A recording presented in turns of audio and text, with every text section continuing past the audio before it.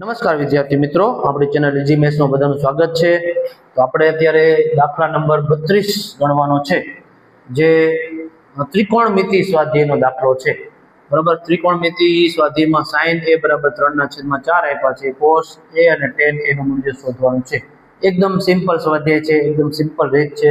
આના માટે તમારે થોડુંક અહીંયા જો શીખવાનું છે, એક નાનું સૂત્રના આધારે તમને હું શીખડાવું છું।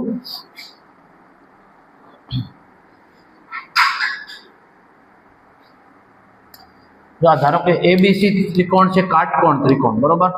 એ કાટખૂણો છે, અહીંયા થીટા આપ્યો છે। થીટા આપ્યો હોય તો ધારો કે તમારે આના સૂત્ર બને।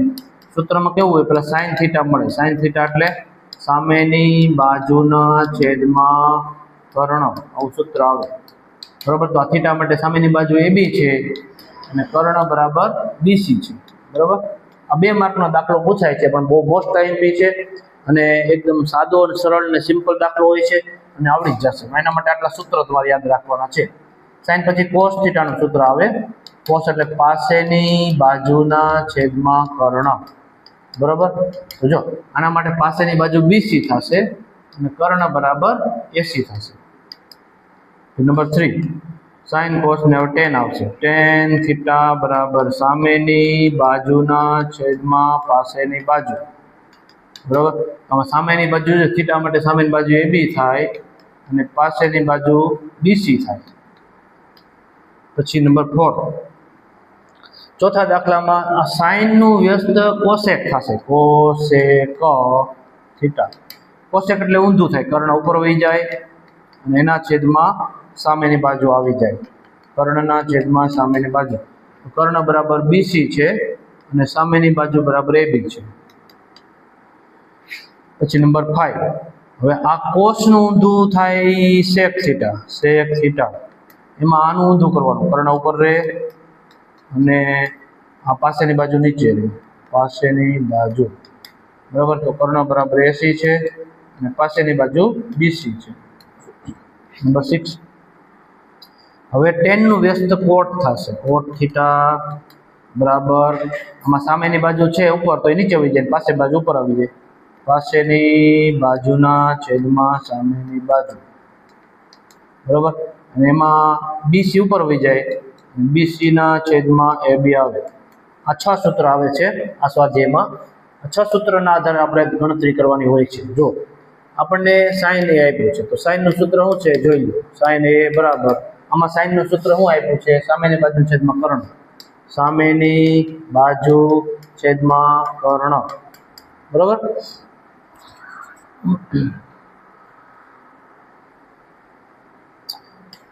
હવે આ સૂત્ર છે, તો સૂત્રના આધારે આપણે ત્રિકોણ દોરવાનું, કાટકોણ ત્રિકોણ, જેને આપણે કાટકોણ ત્રિકોણ કહીએ છીએ। આ કાટકોણ ત્રિકોણમાં એ આપણને થીટા આપ્યો છે, પણ અહીં આપણને એ આપ્યો છે, તો એ કાંઈ કરવાનું, તમારે એ અહીં મૂકી દેવાનું, પછી બી મૂકી દેવાનું, પછી સી મૂકી દેવાનું, એબીસી કોઈ પણ તમે બાકીના 2 કોઈ પણ જગ્યાએ મૂકી શકો। તો આના એ માટે સામેની બાજુ કઈ છે, તો કે બીસી। બીસી બરાબર 3 આપ્યા છે આપણે। પછી એ માટે કર્ણ કોણ છે, તો કે 4, કર્ણ બરાબર 4 છે, તો 4 અહીંયા આવે, બરોબર। તો કર્ણ બરાબર 4, આને કર્ણ કહેવાય અને કાટખૂણો કહેવાય, આ 2 બાજુ થાય। હવે પાયથાગોરસ નું સૂત્ર આવશે। પાયથાગોરસ નું સૂત્ર, પાયથાગોરસ નો પ્રમેય પણ આવે છે, જે કોર્સમાંથી તમે નીકળી ગયો છે, પણ આ સૂત્ર જે આપણે ઉપયોગ કરવાનો આવે છે। તો એમાં આ કર્ણ આવે, કર્ણનો વર્ગ બરાબર એક બાજુનો વર્ગ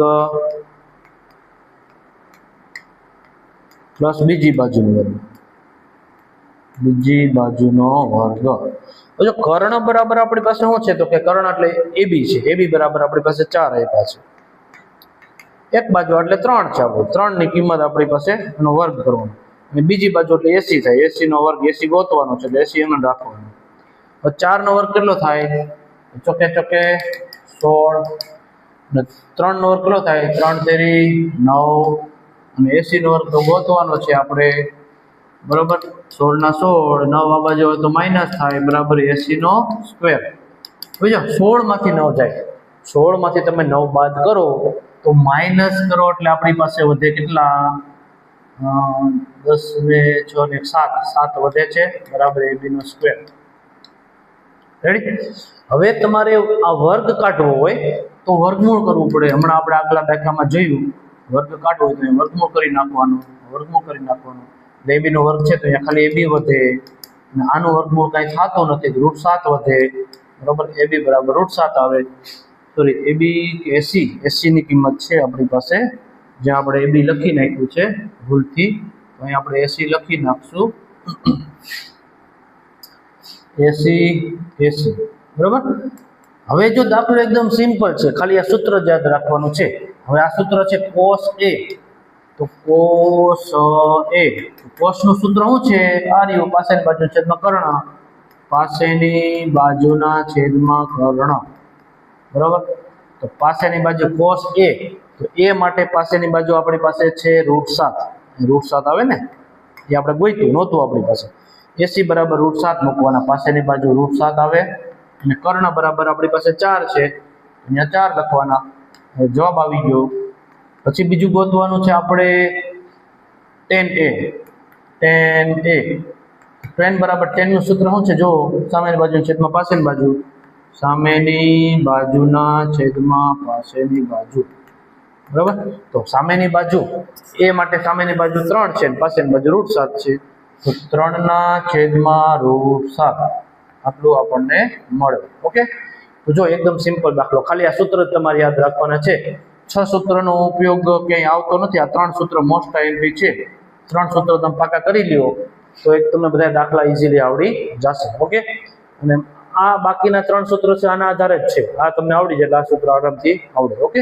તો આ જે દાખલો છે એ 2 માર્કનો પૂછાય છે, મોસ્ટ આઈએમપી છે, ઇઝી છે, સરળ છે, પાકો કરજો. સૂત્ર પાકા કરી લેજો. Okay. Thank you very much.